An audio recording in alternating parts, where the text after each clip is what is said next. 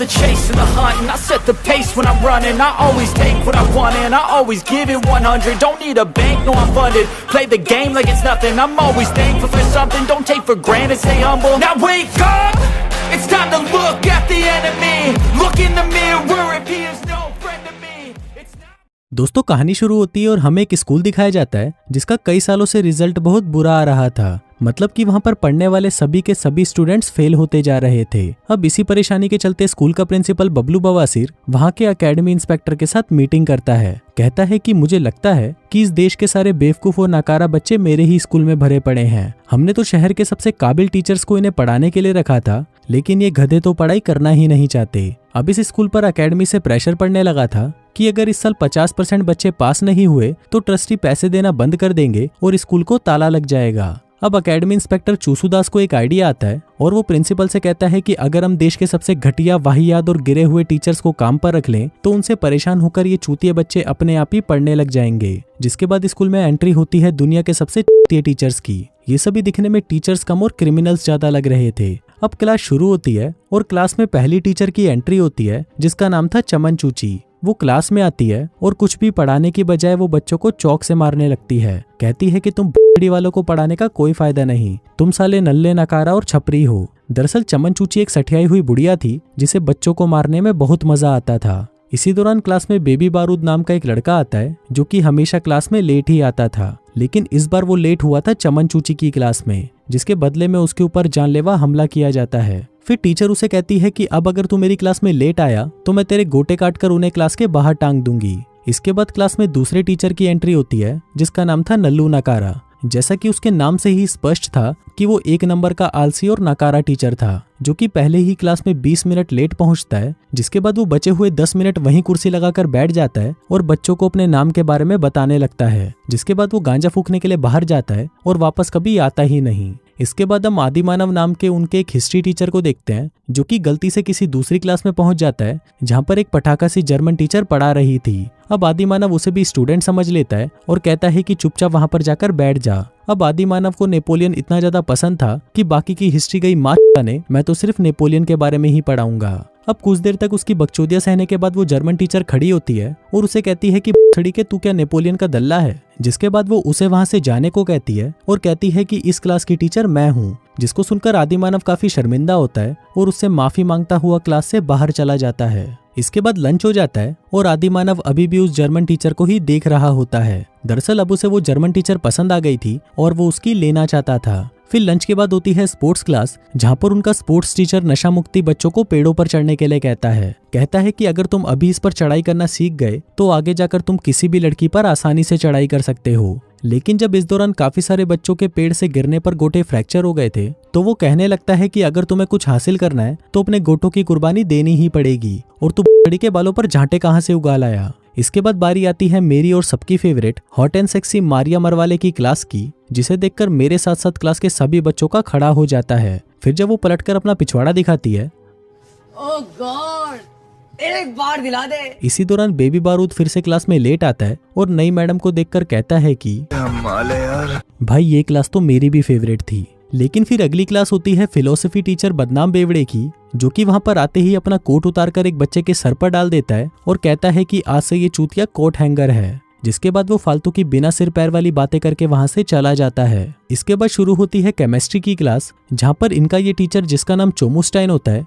वो खुद को आइंस्टाइन का चोटा समझता था। वो खुद को जीनियस दिखाने के चक्कर में वहां रखे सभी भांग भोसड़े को एक कर देता है, जिससे पूरे कमरे में झाग ही झाग फैल जाता है। फिर स्कूल खत्म होता है और हमारा आदिमानव जर्मन टीचर से मिलकर उससे एक बार फिर से माफी मांगता है। जिसके बाद वो उसे गोद में उठा लेता है और कहता है कि चलो डार्लिंग अभी मेरा मूड बन रहा है। लेकिन तभी उसके पास में खड़ी एक टीचर उसे गालियां देकर वहां से भगा देती है। अब ये सातों टीचर पूरे हफ्ते बच्चों को ऐसे ही उल्टे सीधे तरीकों से पढ़ाते थे, जिसके चलते बच्चों के पेरेंट्स स्कूल में शिकायत लेकर पहुंच जाते हैं। कोई कहता है कि केमिस्ट्री वाले टीचर ने मेरे बच्चे की झांटों में आग लगा दी, तो कोई कहता है कि उस स्पोर्ट्स टीचर ने मेरे बच्चे के पिछवाड़े की हड्डी तोड़ डाली।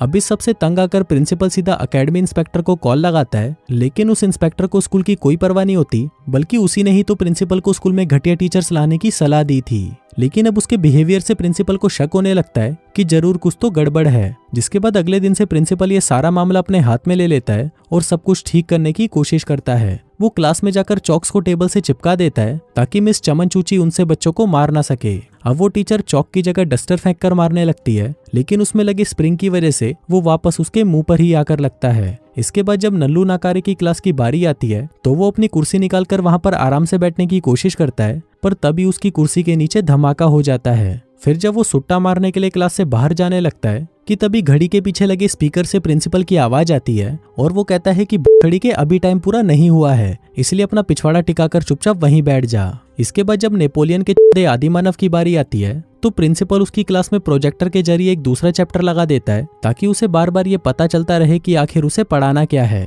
इसके बाद आता है केमिस्ट्री टीचर चोमुस्टाइन, जो कि फिर से कुछ न कुछ कांड करने ही वाला था, लेकिन इस बार प्रिंसिपल ने वहां पर पानी को छोड़कर बाकी सभी केमिकल्स पर ताला लगा दिया था। फिर बारी मेरी फेवरेट टीचर मारिया मरवाले की आती है, जिसकी क्लास में अटेंडेंस हमेशा फुल ही रहती थी, लेकिन बच्चों का ध्यान अपने गोल पर नहीं बल्कि मारिया के होल पर होता था, जिसका तोड़ निकालने के लिए प्रिंसिपल ने क्लास में हीटर ही निकलवा दिया था ताकि मारिया मैडम पूरे कपड़े पहनकर आए और बच्चों का ध्यान वापस अपने गोल की तरफ चला जाए। वहीं आदिमानव अभी भी जर्मन टीचर को पटाने की कोशिशों में लगा हुआ था। तभी बाकी के टीचर उसे ज्ञान देते हैं कि जब भी वो उसके पास जाए तो वो उसे इग्नोर करने लगे, और अगर उसने ऐसा कर दिया तो वो खुद ही उसके लिए घोड़ी बन जाएगी। अब आदिमानव उनकी बात मान जाता है और स्कूल के बाद अपने कपड़े उतारकर मस्त हीरो बनकर उसके सामने स्टाइल मारने लगता है, जिसके बाद वो उसे डेट पर चलने के लिए पूछता है, लेकिन जर्मन टीचर उसे साफ मना कर देती है। अब ऐसे ही काफी दिन बीत जाते हैं और साल खत्म होने को आता है। सभी टीचर काफी परेशान लग रहे थे क्योंकि प्रिंसिपल की वजह से वो अपने मन की नहीं कर पा रहे थे। फिर जब ऑफिसर यहाँ पर चेक करने आता है तो टीचर उसे बताने लगते हैं कि ये बड़ी वाला प्रिंसिपल हमें कुछ करने नहीं देता, जिसको सुनकर ऑफिसर कहता है कि ये प्रिंसिपल टीचर्स के मामले में कुछ ज्यादा ही उंगली कर रहा है, इसलिए अब टीचर्स को खुली छूट है, वो जो करना चाहे कर सकते हैं। अब तो उन टीचर्स की ऐश हो गई थी। जिसके बाद आदिमानव तो साला खुद नेपोलियन बनकर पूरी क्लास को उसका फैन बना लेता है। वहीं वो आलसी टीचर नल्लू नकारा तो क्लास में बेड ही बांध देता है और उस पर लेटकर एंजॉय करता है, जैसे कि वो पढ़ाने नहीं बल्कि छुट्टियां बिताने आया हो। उधर चमन चूची की क्लास में जब बेबी बारूद एक लड़की के बाल खींच देता है तो वो लड़की टीचर को शिकायत कर देती है। इस पर वो टीचर गुस्से में आकर उस लड़की के ही बाल काट देती है, क्योंकि अगर उस लड़की के बाल ही नहीं रहेंगे तो वो लड़का क्या खींचेगा। अब क्योंकि सारे टीचर्स को सब कुछ करने की आजादी मिली हुई थी तो उसमें प्रिंसिपल भी कुछ नहीं कर सकता था। उधर केमिस्ट्री की क्लास में भी चोमुस्टाइन इधर उधर का भांग भोसड़ा मिलाकर कुछ न कुछ बकचोदियां करता ही रहता था। वहीं फिलोसफी टीचर बदनाम बेवड़ा स्कूल के सभी स्टूडेंट्स को नंगा होकर घूमने के लिए कहता है ताकि वो प्रकृति के असली रूप को समझ सकें। अब धीरे धीरे इन चूते टीचर्स के बारे में आसपास के दूसरे स्टूडेंट्स को भी पता चल गया था। फिर जब उन्होंने देखा कि यहाँ पर एक हॉट एंड सेक्सी मैडम है, बम बनाने वाला एक केमिस्ट्री टीचर है और लड़कियों को नंगा घुमाने वाला एक फिलोसफी टीचर है, तो ये देखकर बाकी के स्टूडेंट्स भी छुप छुप कर इस स्कूल में आने लगे। अब धीरे धीरे क्लास में इतने बच्चे आने लग गए थे कि क्लास में खड़े होने तक की भी जगह नहीं बची थी। वहीं बच्चों के भी मजे थे क्योंकि वहां पर उन्हें पढ़ाई छोड़कर बाकी सब कुछ करने को मिल रहा था। इसके साथ ही वो गधे टीचर्स भी फेमस होते जा रहे थे, लेकिन वहीं हमारा आदिमानव अभी भी उस जर्मन टीचर के पीछे कुत्ते की तरह पड़ा हुआ था। एक बार तो वो घोड़े पर राजकुमार बनकर उसे प्रपोज करने भी पहुंच जाता है, लेकिन उसका ये प्लान उल्टा पड़ जाता है क्योंकि वो घोड़ा अपने ऊपर गधे को बैठा देखकर वहां से भाग जाता है। अब कुछ ही देर में एग्जाम शुरू होने वाले थे, अब स्कूल के बाहर के बच्चों को अंदर आने से मना कर दिया जाता है। इसके बाद सभी बच्चों का एक मॉक टेस्ट लिया जाता है ताकि उनकी तैयारी के बारे में पता चल सके, लेकिन फिर जब इसका रिजल्ट आता है तो इस बार भी सारे के सारे बच्चे फेल हो जाते हैं। अब उन टीचर्स को समझ नहीं आ रहा होता कि इतनी अच्छी पढ़ाई कराने के बाद भी ये बच्चे फेल कैसे हो गए। तभी प्रिंसिपल गुस्से में एकेडमी इंस्पेक्टर पर ही बरस पड़ता है और कहता है कि तुम्हारे इस घटिया आइडिया के चलते हमारी हालत और भी बुरी हो गई है। तभी वो इंस्पेक्टर कहता है कि मैं तो कभी चाहता ही नहीं था कि इस स्कूल के बच्चे कभी पास भी हों, क्योंकि वो उस प्रिंसिपल को निकालकर खुद प्रिंसिपल बनना चाहता था। उसे पहले से ही पता था कि ये टीचर कुछ नहीं पढ़ाने वाले, इसलिए उसने जानबूझकर इन्हें ही काम पर रखा। इस दौरान हम देखते हैं कि आदिमानव इनकी सारी बातें छुपकर सुन लेता है और भागकर बाकी के टीचर्स को सब कुछ सच बता देता है। फिर जब उनको पता चलता है कि वो लोग फ्रांस के सबसे घटिया टीचर माने जाते हैं तो वो फैसला करते हैं कि अब वो सब कुछ ठीक कर देंगे। आदिमानव टेस्ट के पेपर्स चुराने का प्लान बनाता है ताकि सभी बच्चे चीटिंग करके पास हो जाएं, क्योंकि इतने से वक्त में तो वो उन्हें घंटा कुछ नहीं पढ़ा सकते थे।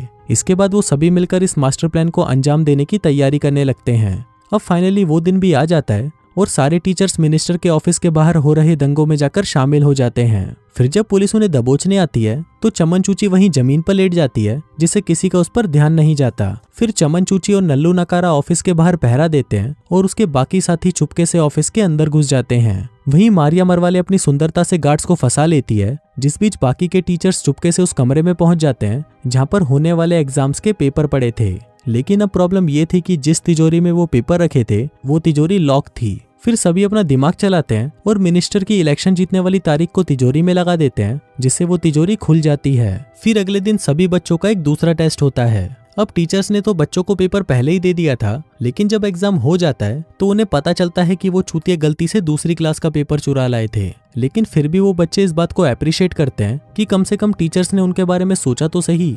अब फाइनल एग्जाम होने में सिर्फ 2 ही हफ्ते बाकी थे और सभी बच्चों की फटकर 464 हुई पड़ी थी। वहीं डर के मारे आदिमानव प्रिंसिपल को अपना इस्तीफा दे देता है, क्योंकि अगर वो अपने पिछवाड़े का पूरा जोर भी लगा ले तब भी वो उन बच्चों को पास नहीं करा सकता। तभी वहां पर जर्मन टीचर आती है और उसे मोटिवेट करने लगती है। वो कहती है कि तुम्हें ऐसे हार नहीं माननी चाहिए, बल्कि नेपोलियन की तरह तुम्हें मुश्किलों का डटकर सामना करना चाहिए। अब उसकी बातें सुनकर आदिमानव को जोश आ जाता है, जिसके बाद वो स्कूल की छत पर जाता है और सभी टीचर्स और बच्चों को नेपोलियन की कहानी सुनाकर उन्हें पूरी मेहनत करने के लिए मोटिवेट करने लगता है। जिसके कुछ दिनों बाद फिलॉसफी टीचर दारू पीकर बच्चों को पढ़ाने लगता है ताकि उसका दिमाग थोड़ा क्लियर रहे। वहीं चमन चूची की क्लास में सभी बच्चे हेलमेट पहनकर आते हैं ताकि किसी को कोई चोट ना लगे। वहीं अब नशा मुक्ति भी बच्चों को अच्छे से ट्रेनिंग कराने लग गया। फिर जब 3 महीने बाद उनके एग्जाम का रिजल्ट आता है तो सभी ये देखकर शॉक्ड हो जाते हैं कि इस बार 49% बच्चे पास हो गए थे।